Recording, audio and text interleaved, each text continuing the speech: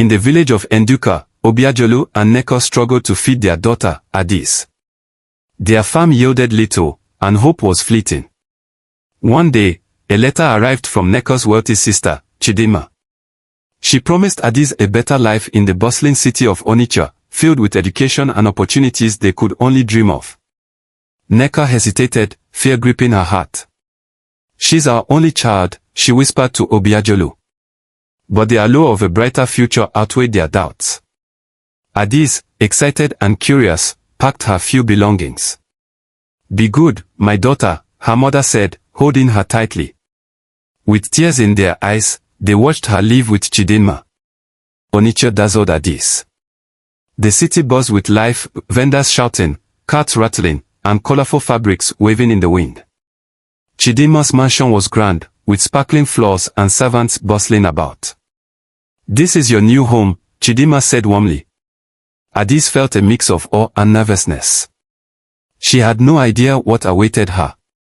At first, life seemed promising.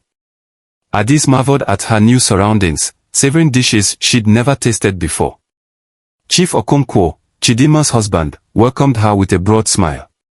"Feel at home, my little princess," he said. But something about his lingering gaze unsettled her. She brushed it off, trying to embrace her new life. The chores began small, sweeping the floors, dusting shelves. But soon, Adis was doing more than the servants. She woke before dawn, fetching water and cooking meals she was forbidden to eat. "You must earn your keep," Chidimma snapped when she complained. Adis missed her parents terribly but kept quiet, fearing punishment. Chief Okonkwo's kindness became unsettling. He often called Adis to his study, offering sweets and compliments. "You're growing into a fine young woman," he'd say, his hand lingering too long on her shoulder. Adis avoided his gaze, her heart pounding. She felt trapped, but who could she tell? Her aunt wouldn't believe her. One evening, Chidimma left for a family visit, leaving Adis alone with Chief Okonkwo. He summoned her to his quarters, his voice gentle but commanding.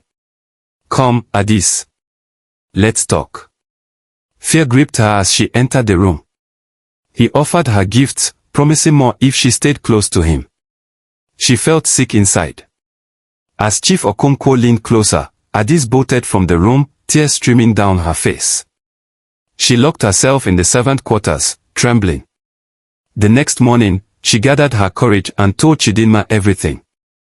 But instead of support, her aunt slapped her. "Liar," she screamed. "Don't you dare accuse my husband again." Chidimma's betrayal crushed Adis.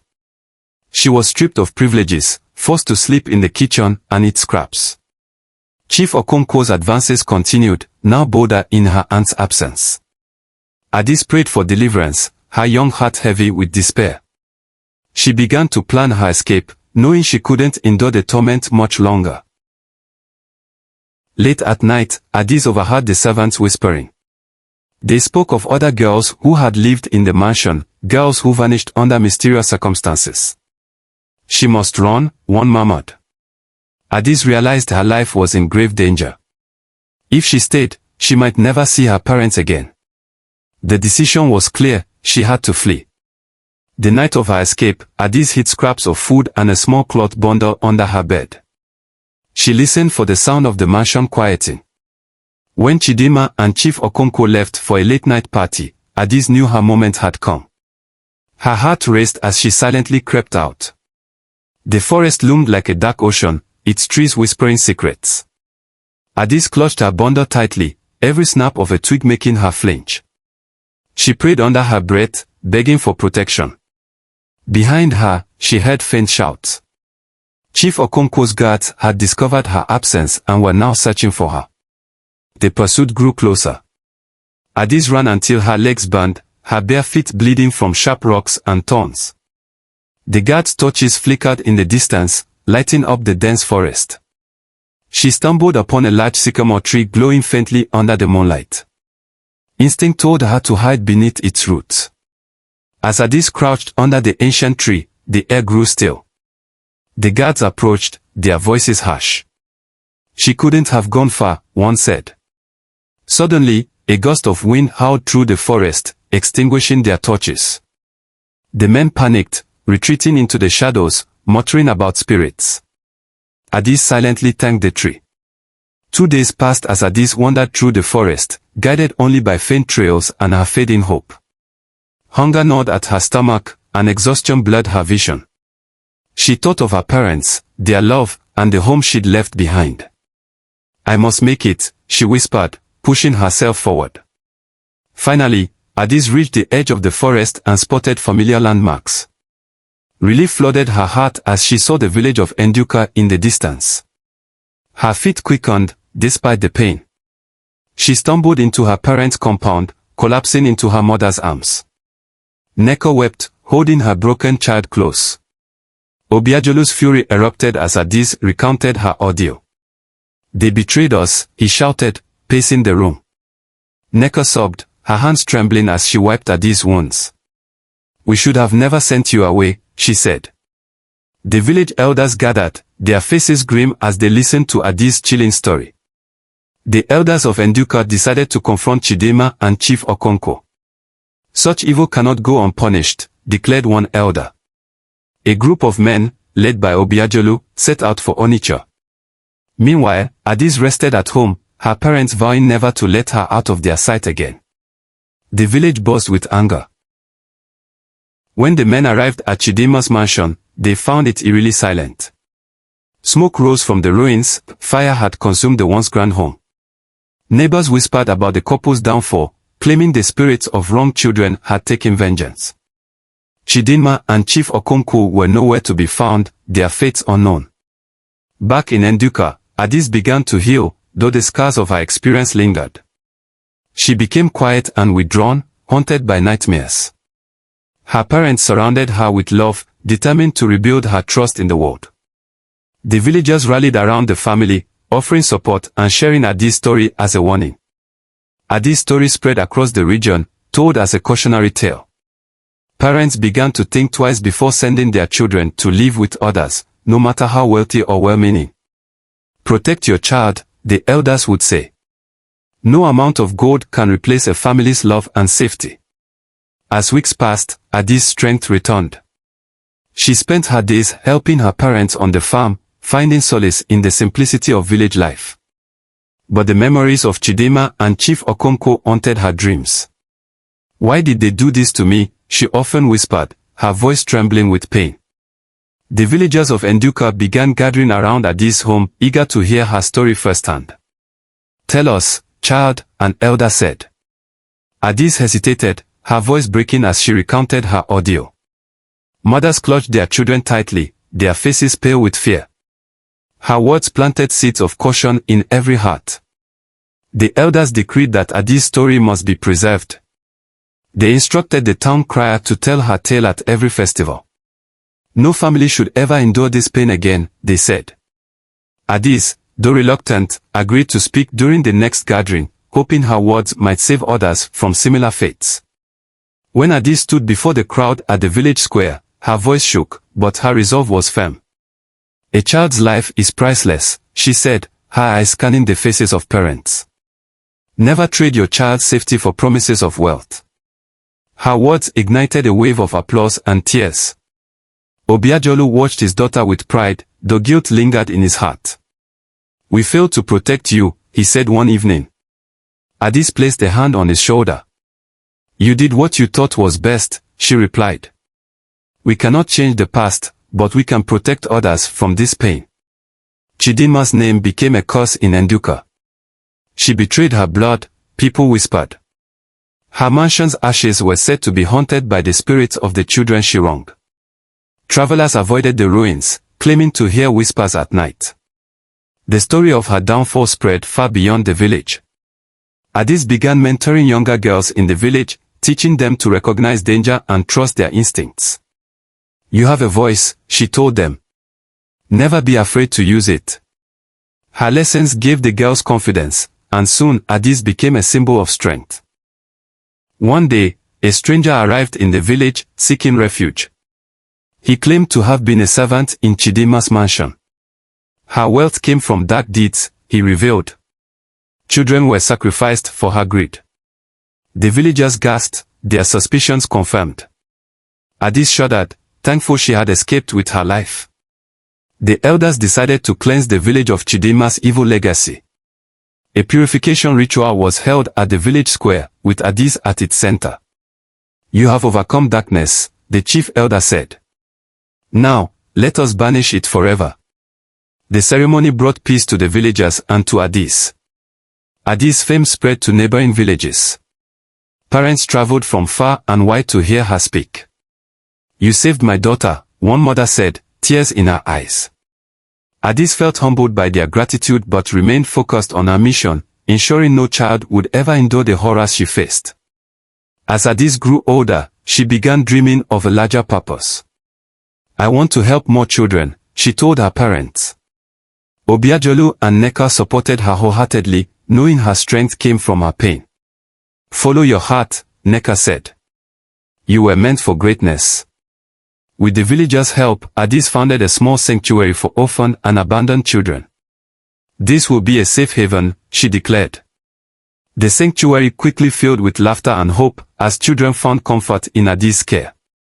Her parents watched proudly, their hearts swelling with love and admiration. One fateful day, a young girl arrived at the sanctuary with a familiar story. My uncle promised me education, but he hurt me instead, she sobbed. Addis embraced the girl tightly, her own wounds reopening. You're safe now, she whispered. No one will ever hurt you again. Addis expanded her sanctuary, calling it Home of Light. It became a symbol of hope for children across the region. Villagers contributed food, clothing, and labor to sustain the haven. This is no longer just my mission, Addis told her parents. It's our community's promise to protect the innocent. One evening, a government official visited Home of Light. Impressed by Addis' work, he promised funding to support her mission. Addis was hesitant but accepted, knowing the children needed more. Be careful, Obiajulu warned. Not everyone who offers help has pure intentions. Addis vowed to stay vigilant. Trouble soon arrived in the form of a wealthy trader who wanted to adopt several children. His motives felt insincere. Addis refused, angering him. You regret this, he snarled. Undeterred, Addis tightened security around the sanctuary, determined to protect her children from harm. The sanctuary faced its first major test when food supplies ran low during a drought. Addis and her team worked tirelessly to secure donations. We'll never give up, she declared. The villagers rallied once more, proving their unwavering support.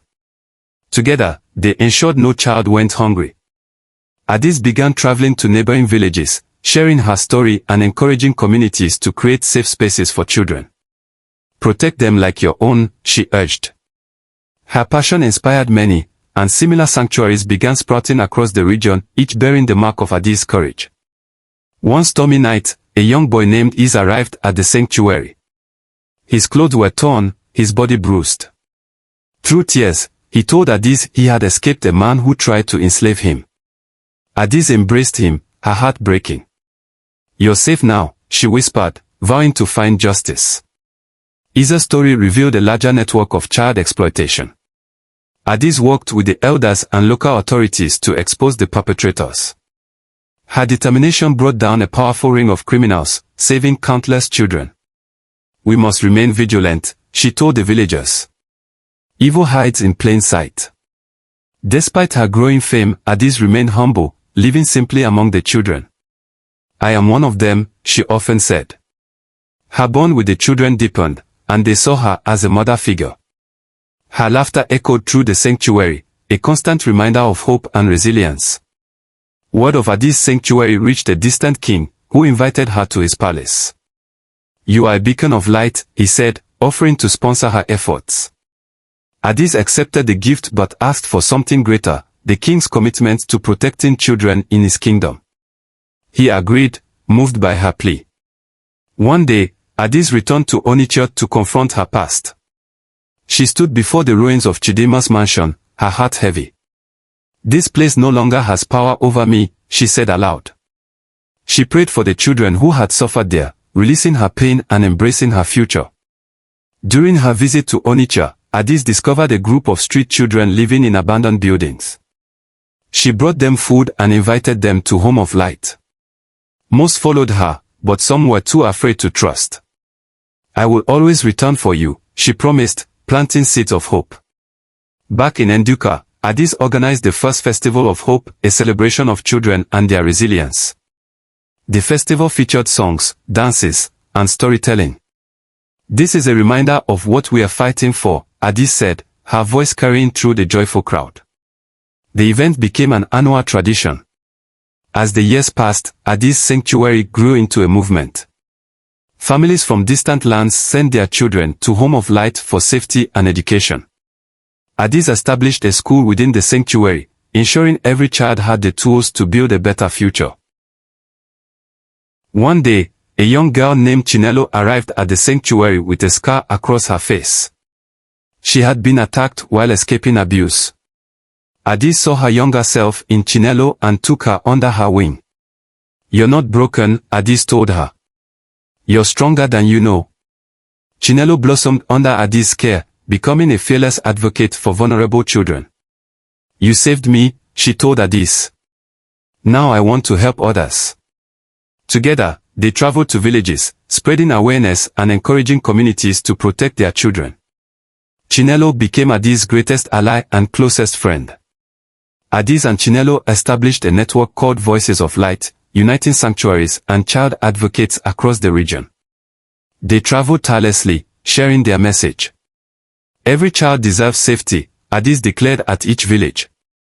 The network grew, becoming a formidable force against child exploitation and abuse. In one village, Adis met a chief who opposed her. You challenge tradition, he said angrily. Children belong to their elders, not themselves. Adis stood firm. No tradition should harm the innocent, she replied.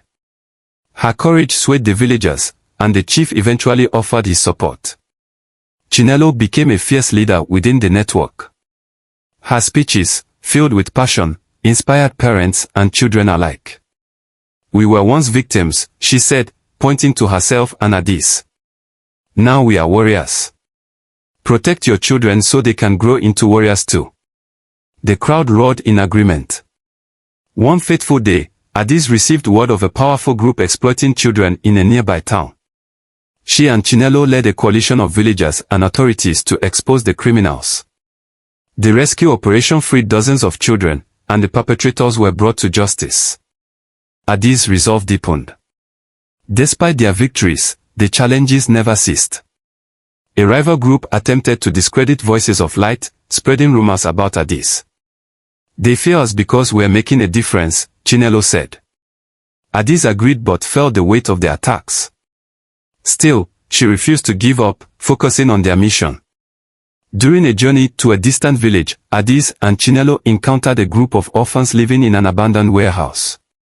The children were wary, but Adis' kindness won them over. This is why we fight, Chinelo said, watching the children smile for the first time in years.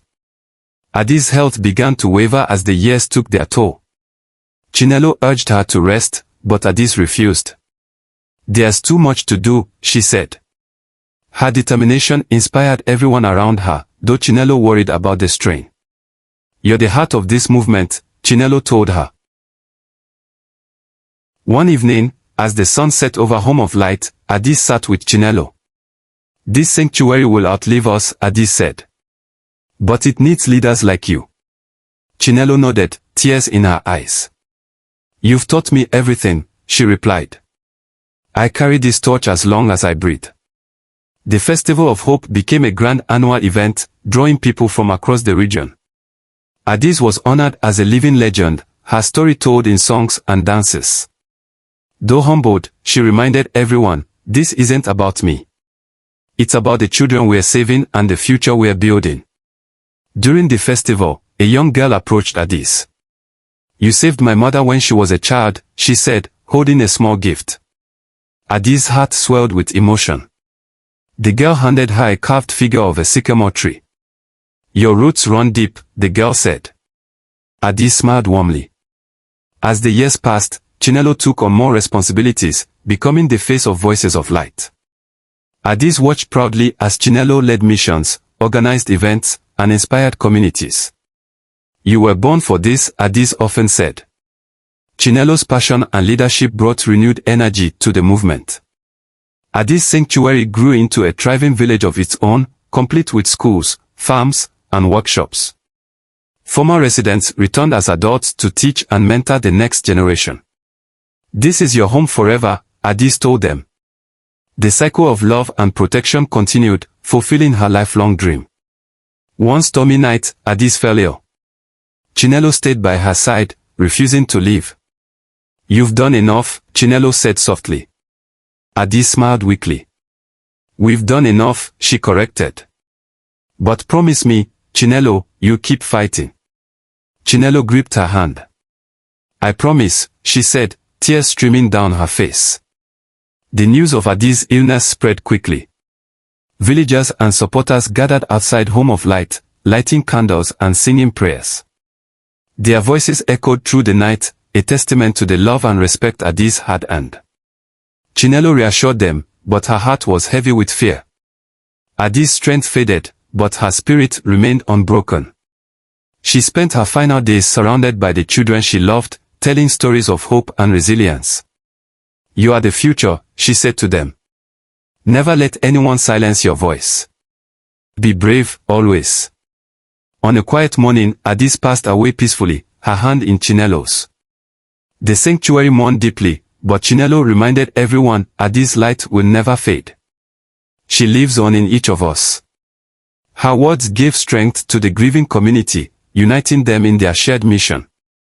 Addis' funeral was a grand ceremony, attended by people from across the region. Tributes poured in, recounting her bravery, compassion, and unwavering dedication. The sycamore tree near the sanctuary was named Addis' tree and became a place of remembrance and inspiration. Chinelo continued Addis' legacy, expanding voices of light to neighboring countries. She established new sanctuaries and partnered with governments to create policies protecting children. "We are unstoppable," she declared, rallying her team. The movement flourished under her leadership. Years later, Chinelo sat beneath Addis' tree, reflecting on their journey. "You'd be proud," she whispered. "We've come so far, and your dream lives on." The tree swayed gently in the wind, as if acknowledging her words. Chinelo felt Addis' presence, guiding her still. Generations later, Addis' story became a cherished folktale, told around fires and in classrooms. Children learned of her courage and kindness, inspired to stand up for themselves and others. Her legacy became a timeless lesson: protect the innocent, and the world will become brighter. Years after Addis' death, whispers spread in Nduka. Chidimma had been spotted in a nearby village. Many thought her dead, her sins swallowed by the fire that destroyed her mansion. What could she want now? Chinelo wondered, unease creeping into her heart. The news reached Home of Light, unsettling everyone. Chinelo decided to investigate. Disguising herself in simple clothing, she traveled to the neighboring village.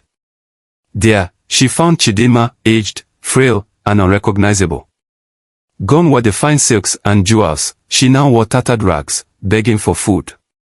Chinelo hesitated, torn between anger and pity for the woman who had tormented Addis. Chinelo approached cautiously. "Why have you returned?" she asked, her voice cold. Chidimma looked up, her eyes hollow. "I have nowhere else to go," she said. "I've paid for my sins 1,000 times over." Chinelo's mind raced with questions, but she said nothing, silently observing the broken woman before her. Back at Home of Light, Chinelo shared what she'd seen with the elders. Opinions were divided. "She should be banished," one elder said. "She doesn't deserve mercy." But another elder disagreed. "If she seeks redemption, who are we to deny it?" The debate grew heated, with no clear resolution. Chidimma arrived in Nduka days later, her presence stirring fear and anger. Villagers avoided her, whispering about her past. She made her way to Home of Light, standing outside its gates. "I wish to speak with Chinelo," she said, her voice trembling. The children peered at her curiously from a distance. Chinelo met her at the gates, her expression unreadable. "Why are you here?" she asked. Chidimma knelt, tears streaming down her face. "I've come to confess," she said. "I wronged Adis and so many others. My greed destroyed lives. If there's any way to atone, please, show me." Chinelo's heart wavered. She thought of Adis and the pain Chidimma had caused. "Redemption isn't mine to give," Chinelo said. "It must be earned." Chidimma nodded, her head bowed. Chinelo allowed her to enter Home of Light, but only under strict conditions. "You will walk and live among those you've wronged," she said. Chidimma began her new life as a servant at Home of Light. She scrubbed floors, cooked meals, and cleaned the sanctuary. The children, initially wary, grew curious about her. "Who is she?" they asked. Chinelo only said, "She's someone trying to make amends." The villagers watched with skepticism. One day, a young boy asked Chidimma, "Why are you here?" She paused, struggling to answer. "Because I hurt people," she finally said. "And now I want to do good." Her honesty surprised Chinelo, who overheard the exchange. Perhaps Chidimma's heart was finally changing, she thought. Despite her efforts, Chidimma faced hostility. Villagers spat at her and hurled insults whenever she ventured outside. "You don't belong here." Chidimma worked tirelessly at Home of Light, enduring scorn and whispered accusations from villagers. "I'll prove I've changed," she told Chinelo. She began dedicating her evenings to helping the children with their studies, teaching them skills and values she wished she had upheld in her youth. During a routine visit to the marketplace, Chidimma overheard two women discussing her past. "How can someone so cruel expect forgiveness?" one asked. Chidimma remained silent, her heart heavy. That night, she prayed under the sycamore tree, asking for strength to endure the consequences of her actions. As the Festival of Hope approached, Chinelo hesitated to include Chidimma. "Are you ready to face the crowd?" Chinelo asked. Chidimma nodded. "I must show them that I am no longer the person I once was." Chinelo agreed but warned her, "Words won't be enough. Let your actions speak." At the festival, Chidimma stepped forward hesitantly. "I have no right to your forgiveness," she said, her voice trembling. "But I will spend every day proving that I am no longer that person." The villagers listened in silence. Some nodded in approval, while others turned away, unconvinced. Despite the mixed reactions, Chidimma didn't waver. She organized a series of workshops for the sanctuary children, teaching them about honesty, integrity, and self-worth. The children adored her, and their laughter began to heal the wounds of her past. Slowly, her sincerity began to soften the hearts of the villagers. One evening, a young boy asked Chidimma, "Do you think Adis would forgive you?" The question struck her deeply. "I can't say," she replied, her voice breaking. "But I hope she would see I'm trying to honor her memory." Chinelo overheard and felt a glimmer of hope for Chidimma's redemption. Villagers began to notice Chidimma's unwavering commitment to Home of Light. "She's different now," one elder remarked. Another nodded. "Perhaps even the most broken souls can find light." Though not everyone forgave her, the tide of public opinion began to shift in her favor. One day, Chidimma discovered a young girl crying by the sycamore tree. The girl had run away from her abusive family. "You're safe now," Chidimma said, holding her close. Chinelo, watching from a distance, saw a reflection of Adis in the scene. "She's truly changed," Chinelo thought. As the years passed, Chidimma became a pillar of Home of Light. When she fell ill, the children she once helped cared for her with love and devotion. On her final night, she called Chinelo to her bedside. "Thank you for giving me a chance," Chidimma whispered. "Tell Adis I'm sorry." When Chidimma passed away, Chinelo buried her beneath the sycamore tree, next to a plaque honoring Adis. Villagers gathered to pay their respects, many shedding tears for the woman who had transformed so completely. Her story became a lesson in redemption, woven into the legacy of Home of Light forever.